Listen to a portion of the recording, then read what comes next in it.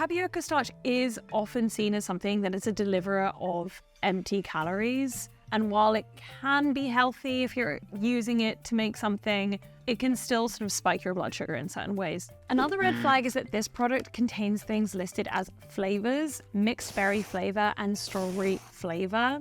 That means that that is not coming from the real fruit itself. You've created that flavor based on using different kinds of chemicals and oils. It's artificially made. Whereas in other products, you might see a fruit concentrate or a puree or the fruit itself. It's really confusing because when you get this product that says mixed berry made with real yogurt, it's really kind of portraying this idea that this is real and natural. And then when you look on the back, you get to the very bottom of this long and tiny printed list of ingredients, and you see that some of these flavors aren't actually from the real fruit. These sort of dissolvable yogurt products, they're really common within the baby food sector, and it's a bit of a pet peeve for dietitians and doctors and researchers in this area, because they say that this is just a classic way of delivering unnecessary sugars and chemicals and preservatives to kids. Let's open it.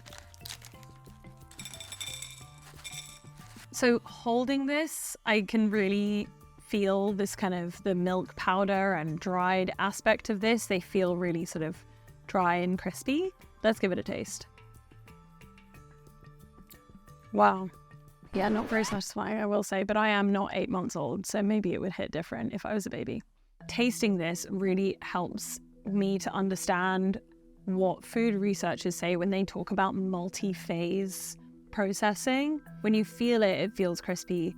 You put it in your mouth and then it dissolves and you get this kind of yogurt creaminess, and then it disappears kind of instantly. And that now is making me want to eat another one, which is kind of wild. I can see that process when my brain wants to repeat that multifaceted eating experience. And the problem long-term with that, if you're training a baby on how to perceive and interact with food based on something like this, it is a really difficult starting point because you expect that every food you eat is going to deliver these like constant shots of like dopamine release, and that everything's going to have this multi-phase, multi-textural thing.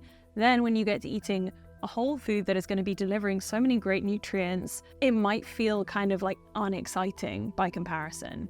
A baby might be training themselves to expect this level of manufactured brain experience when they eat a food like this.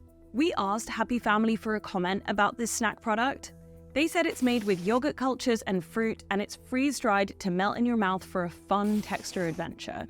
They also said the 1 gram of added sugar per serving can be balanced in the context of an overall nutritious eating plan. So now let's look at some foods for toddlers.